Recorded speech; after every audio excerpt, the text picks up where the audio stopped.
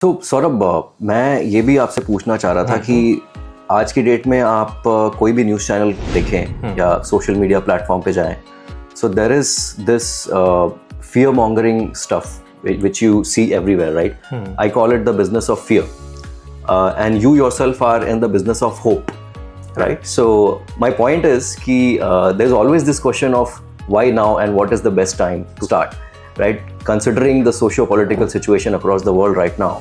हम कल ही एक फ्रेंड के साथ बैठे थे और हम डिस्कस कर रहे थे कि वॉर चल रहा है, पैंडमिक हो गया है, यू नो इस केस में मुझे फिक्स्ड एसेट और रियल एस्टेट ठीक लगता है.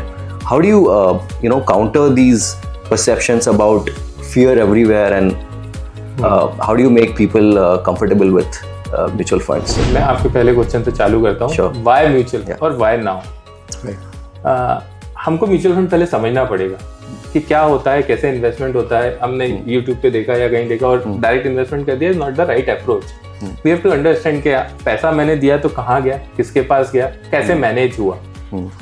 तो म्यूचुअल फंड बेसिकली एक पूल ऑफ मनी होता है जो असेट मैनेजमेंट कंपनी को हम दे देते हैं पैसा अपना. माइट भी आपके जैसे मेरे जैसे इंडिविजुअल से जिनका टाइम नहीं है या नॉलेज नहीं है, तो एक प्रोफेशनल मैनेज करता है, वो अपना एक्सपेंस काटते हैं, उस पर जो भी रिटर्न्स आते हैं वो आपके होते हैं. माइट भी प्लस हो सकते हैं, माइट भी समटाइम्स नेगेटिव रिटर्न्स भी पॉसिबल है उसमें.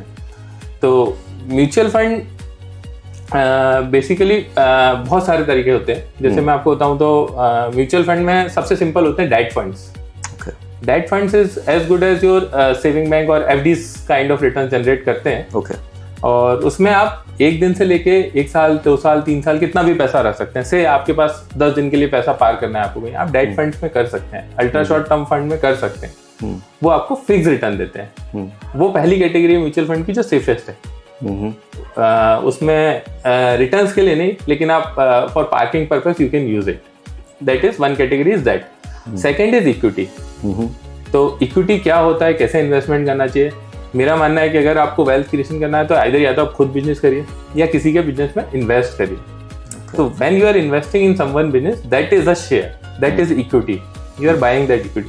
तो इक्विटी म्यूचुअल फंड्स होते हैं, उनके रिटर्न्स बेसिकली 13 to 15% होते हैं. आप किसी भी कंट्री की बात करिए, इक्विटी के जो रिटर्न्स होंगे अराउंड जीडीपी प्लस इन्फ्लेशन, वही रिटर्न्स इक्विटी के होते हैं किसी भी कंट्री के. तो इंडिया की आप बात करेंगे तो 7%, 7.5% इज जीडीपी, और वो ऐसा लगता है कि अगले 5 साल रहेगी इसके अराउंड. और इन्फ्लेशन भी अराउंड 6.5-7% है. तो यू कैन एक्सपेक्ट कि 14-15% रिटर्न मेरे को इक्विटी दे रहा है. 13-14-15 is well and good returns. और इक्विटी में टाइम हॉराइजन जरूर होना चाहिए. यू शुड नो कि इक्विटी कैसा है, मुझे कितने टाइम के लिए लगाना है, मेरी कितनी रिस्क है.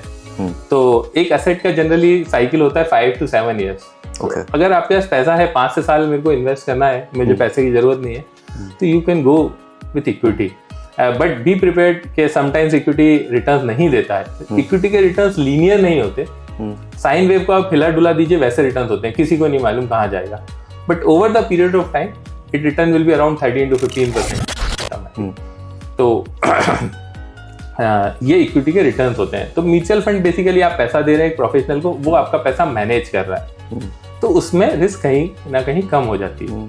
वो उनकी रिसर्च टीम रहती है, बहुत सारी चीज़ें रहती है, डाइवर्सिफिकेशन रहता है. लेकिन वो सबको मालूम ही है कि म्यूचुअल फंड लेंगे तो डाइवर्सिफिकेशन मिल जाएगा, मुझे अलग अलग कंपनी में इन्वेस्टमेंट हो जाएगा. पर बेसिकली हम कहाँ लगा रहे हैं, बेसिकली हम इक्विटी में लगा रहे हैं या डेट में लगा रहे हैं. और अगर हम इन दोनों का कॉम्बिनेशन बना दे कि मैंने 60-70% इक्विटी ले लिया, 30-40% डेट ले लिया, वो हाइब्रिड होता है. उनके रिटर्न्स अराउंड 11-12 अराउंड वेरी करते हैं. बट उसमें भी you should have at least 1 to 2 years horizon. Second, आपने बोला कि इक्विटी मार्केट में मुझे डर लगता है, मुझे रिस्क लगती है. ऑब्वियसली मुझे भी डर लगता है. पर हम इस रिस्क को या डर को कैसे मैनेज कर सकते हैं. आइडियली मेरे को नहीं मालूम कल मार्केट कहाँ जाएगा. मेरे पास अगर क्या है, पास्ट का डेटा है, मैं लास्ट 46 ईयर्स का इंडिया का डेटा देख सकता हूँ, 79 से अभी तक का, या यूएस का 125 ईयर्स का डेटा अवेलेबल है. मैं उस बेसिस पे अपना डिसीजन लेने की कोशिश करूंगा. तो से क्या, इक्विटी मार्केट में हमेशा ही फियर रहा है, नहीं तो वो मार्केट ही गाएगा. वो रिटर्न्स क्यों अल्फा जनरेट कर रहा है, क्योंकि आपको डर है, इसलिए आपके रिटर्न्स एफडी से ऊपर आ रहे हैं. तो राइट नाउ जैसे इजराइल चल रहा है अभी वॉर, इजराइल और ईरान, तो मैं पास्ट में देखूंगा तो यूएस और ईरान वॉर हुआ था 2003 में, या उसके पहले कारगिल हुआ था, तब मार्केट ने कैसे बिहेव किया था, कितना नीचे गया था, कितना डाउनसाइड रिस्क है। अगेन फिर जब रिबाउंड हुआ कितनी तेज हुआ मार्केट, उस डेटा से मैं कोशिश करूंगा कि इस बार कब रिबाउंड आएगा मार्केट में, या इस डेटा को देख के आप देख सकते हैं कि हाँ मार्केट है, नीचे गिर सकता है, ऑब्वियसली एनी डे गिर सकता है वॉर होगा तो, पर रिबाउंड भी उतनी तेजी से हो सकता है। कोरोना में सबसे बड़ा डर क्या था, मार्केट बचेगा नहीं बचेगा, लेकिन जब बचा तो उसके बाद जो पावर से वो ऊपर आया या जो रिफ्लेक्ट हुआ मार्केट, वो बहुत तेज था, मतलब गिरने से डबल था।